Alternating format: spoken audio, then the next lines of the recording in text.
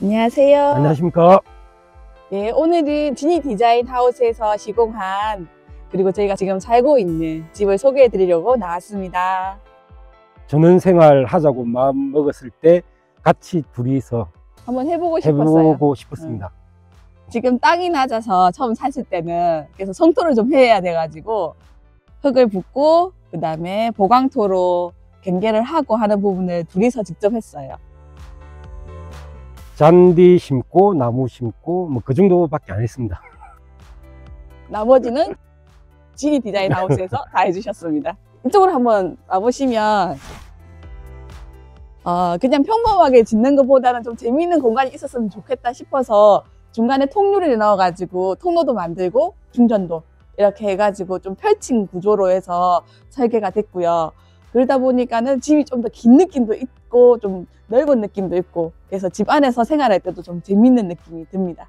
저희 신랑이 이제 전적으로 저한테 좀 많이 이간을 해서 좀 편하게 지었습니다. 네가 알아서 해라. 경상도식으로.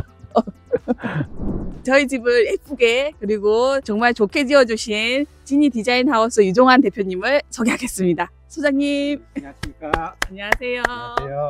저희들이 집 짓고 나서 더 친해져가지고 신랑하고 대표님은 형님 동생으로 이렇게 지내고 있습니다.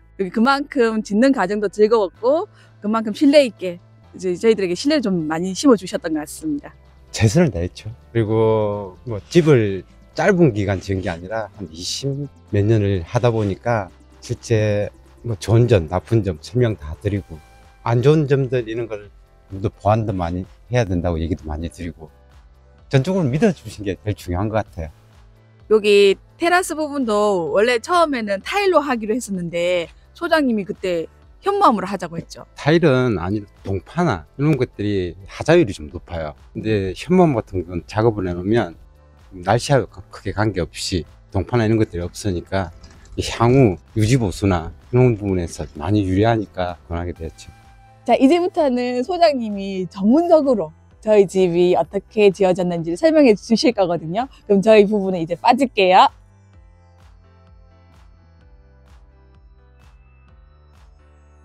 안녕하십니까.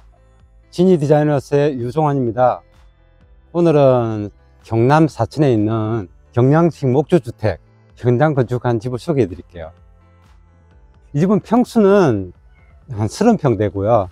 그리고 뒤쪽 길이가 한 20m, 앞쪽으로 나오는 길이가 한 6.5m. 그렇게 해가지고 대략 한 30평. 중적이 들어있으니까 길이에 비해서 평수가 조금 더 작은 편입니다. 골조 시공할 때 저희가 메가타일이라는 제품을 사용해. 그게 그 주목적이 뭐냐면 집이 흔들림이나 이런 걸 좀 방지하기 위해서 메가타일을 사용했어요. 저희는. 외벽은 보시다시피 세라믹 사이딩. 이거는 아이큐브 제품이고요. 이 고온석은 세라믹 사이딩이 기본이에요. 비용을 좀 아낀다고 안 하시는 분들도 있긴 있는데 정석이죠. 아무래도 고온석 무조건 쓰는 걸로 저희는 작업을 하고 있습니다. 간격은 뭐 5mm 클립 사용했고요. 공기가 통해야 되니까 무조건. 예, 공기가 이게 타공판을 통해서 지붕을 쭉 올라가지고 저기 지붕 상단 용마루라고 그러는데 그쪽 공기가 무조건 빠져나가지고 회전이 계속 돼야지 결로나 이런 게 없어지거든요. 목조주택이 무조건 필수라 생각하시면 됩니다. 이 집은 원래 가족분이 징크를 원하셨는데 징크보다는 기와가 좀 더 유리하니까 제가 이제 권유를 해가지고 기와로 바꿨어요. 기와로 바꾼 이유는 기와라는 제품이 이제 원루프 개념이 강한데 원루프란 집을 막아놓고 공기가 순환하게끔 만드는 걸 원루프라고 해요. 기와를 함으로써 거의 자동적으로 원루프 개념이 형성이 되니까 그래서 제가 이제 기와를 권했거든요. 일단 보기도 그렇고 징크보다는 오랜 시간 동안 뭐 하자나 이런 것들이 덜 하니까 기와를 저는 권유를 하는 편입니다. 벽체 단열은 인슐레이션을 사용했고요. 그리고 타이백은 R4를 사용해 가지고 단열값이 조금이라도 있는 거 단열이 좀 더 유리하니까 그렇게 했고요. 그리고 창문을 레아웃이고요. 브레싱은 창문과 그 세라믹 사이딩이 1대1로 붙었을 때보다 아무래도 코킹면 깔끔하고 그리고 누수 문제도 좀 더 확실하게 잡을 수 있으니까 브레싱을 좀 권유를 했어요. 제가 여기가 현관인데 지붕이 없으니까 현관 쪽으로 물이 많이 치면 아무래도 좀 좋지 않으니까 캐노피를 설치하고 캐노피 밑에 이렇게 불이 들어오게끔 작업을 해가지고 비 맞는 걸 좀 더 가려주기 위해서 이거는 서비스를 해드리겠습니다. 안으로 한번 들어가 보겠습니다. 여기는 자동문을 설치해 드렸고요. 이 공간은 앉아서 차 한잔 할 수 있는 공간, 가족분들이 앉아서 얘기하고 대화 나눌 수 있는 공간.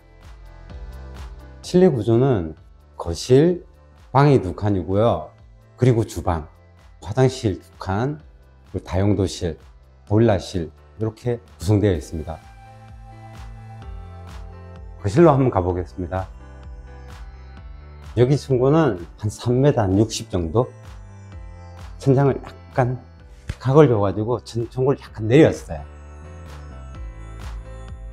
여기서 저기 다리 보시면 다리에 불도 들어오고, 여기가 노을이 엄청 이뻐요. 서양집인데 창호는 레이아웃 창호고요. 중부 일적에 시공 가능한 3중률이고요. 두께가 47mm. 로이가 2번 코팅되어 있어요. 안에 1번, 바깥에 1번. 일반 창호보다는 조금 더 좋아요, 이 창호가. 애초에 계획 자체를 이 창호로 잡았기 때문에 비용 관계없이 그냥 작업을 해드렸어요. 바닥 난방은 50D 스티로폴 위에 온돌이라는 제품이 있어요. 그 제품을 사용하고 150 YMS를 깔아주고 엑셀을 간격을 150으로 하고 난방이 돌아가면 시간이 엄청 단축이 돼요. 열 올라오는 시간이. 그래서 저는 이제 그걸 사용을 했습니다. 그리고 거기 위에 방통을 치고 시다지를 한 2cm 정도 깔았는데 이게 한 이유가 이렇게 이 코너 부분이나 이런 데가 크랙이 많이 가서 그걸 방지하기 위해서 시다지를 깔고 그 위에 드라이픽스란 난방용 제품을 깔고 포세레인 타일을 시공하였습니다.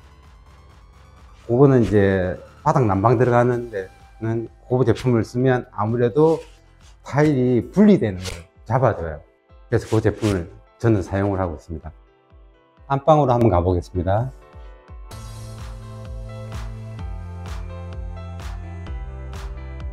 여기는 한 평수 따지면 한 4평 정도 될 것 같고요.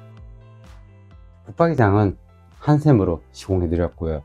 에어컨 같은 경우는 보통 가족분이 하시는 경우도 있는데 저한테 의뢰를 하셔가지고 조금이라도 저렴하게 해드리기 위해서 이렇게 설치를 해드렸습니다. 기본적으로 보통 견적을 한 두세 군데를 받아가지고 그 중에 좀 저렴하고 좀 괜찮은 데다 드리는 거죠. 안방에 창문을 크게 한 이유는 경치가 이쁘니까 크게 설치를 해드렸거든요. 왼쪽으로 가보시면요, 여기는 다용도실, 여기는 화장실이고요. 먼저 다용도실로 들어가 보겠습니다. 다용도실은 대략 한 3평 정도 됩니다. 냉장고, 세탁기, 물 쓸 수 있는 작은 공간. 이 문은 별채로 바로 갈 수 있게끔 문을 시공해가지고 아무래도 조금 더 편하게 그렇게 시공을 했어요. 다용도실을 나와서 화장실 한번 들어가 볼게요. 공간이 좁혀가지고 여기는 일반 세면대를 작업을 하면 보통 500이 살짝 넘어가는데 여기는 490을 맞춰놨어요. 그래야지 문도 잘 열리고 그리고 들어갔을 때 좀 편하고, 여기 보면 곽간으로 작업을 다 해가지고 그냥 매입 세면대라는 개념이 좀 더 강해요. 얘는 매입 세면대를 하게 되면 양쪽 공간들이 있으니까 뭐 놔두고 쓰기도 좀 더 편하고, 물론 뭐 보기도 좀 더 이쁘고, 그래서 이걸 시공하게 되었고요. 그리고 장은 일반적으로 좀 슬라이드 장보다는 좀 더 작은 거 사용했고요. 그리고 벽을 세워가지고 변기하고 약간 분리식으로 시공해 드렸고요. 칸막이 부스 설치해가지고 물이 밖으로 튀어나오지 않게 그렇게 시공을 했어요. 집주인분이 해바라기 샤워기를 하기 싫다고 그래가지고 여기는 그냥 일반 수준으로 그렇게 시공을 했어요. 당연히 매립 선반을 설치했고요. 화장실 방수는 벽에는 6mm 시멘트 보드를 사용했는데 그 중간에 레인 스크린 작업하고 화장실에 사용하는 타일백을 사용해가지고 다 감고 거기 위에 시멘트 보드를 치고 아쿠아 디펜스를 시공해가지고 타일을 시공하였습니다. 기초를 할 때 저희가 일반 바닥보다 화장실이나 다용도실은 보통 다운이라고 그러는데 오전에서 7전 사이를 내려놔요. 바닥으로 좀 더 깊게. 그래야지 혹시 누수가 생기더라도 그 바닥에 설러서 배수 쪽으로 빠져나갈 수 있는데, 그렇게 작업을 하고 그레이스 시트지로 한 번 더 감아가지고 2차 방수를 한 번 더 하고, 난방은 기본이죠. 그리고 시다지 깔고 타일을 시공했거든요, 저희는. 다음은 주방 공간으로 한번 가볼게요.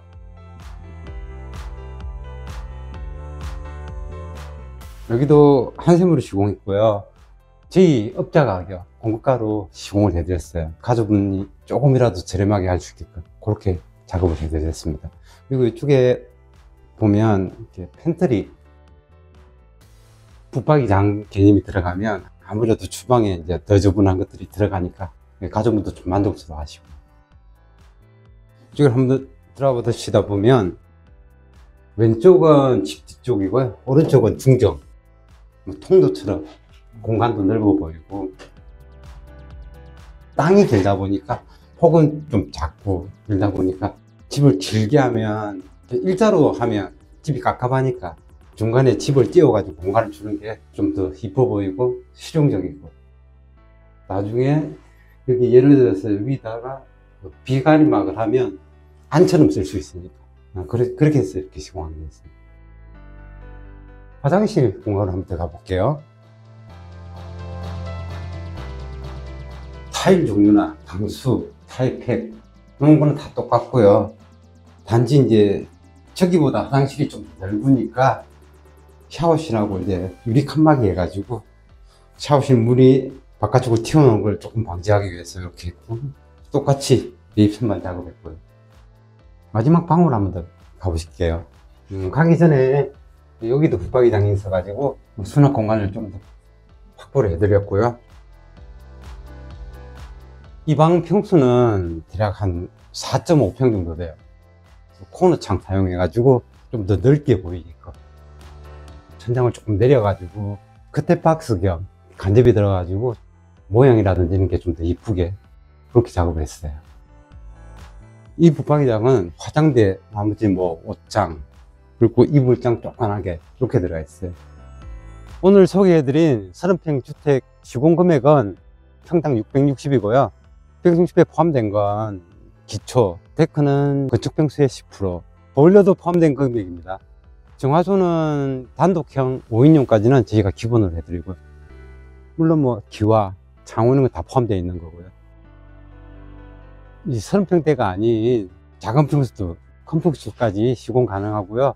구조도 건축주분들이 원하는 대로 시공 가능합니다. 하자 없는 집을 짓도록 노력하겠습니다. 감사합니다.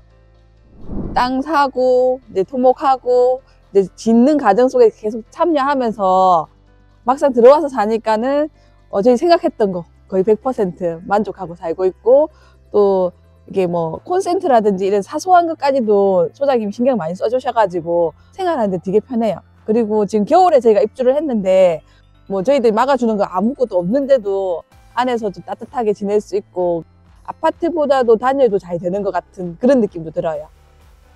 적극 추천드리고요. 추천도 하고 있어요. 하고 있습니다. 예. 저희 시어머니 댁 샤슈도 또 소장님 통해가지고 다 바꾸고, 그 다음에 이제 뭐 인테리어를 한다든지 아니면 집 계획 갖고 있는 친구들 물어보면 저희가 소장님 적극 추천하고 있어요. 그래서 성사한 데도 있고 그렇습니다. 다 좋은데.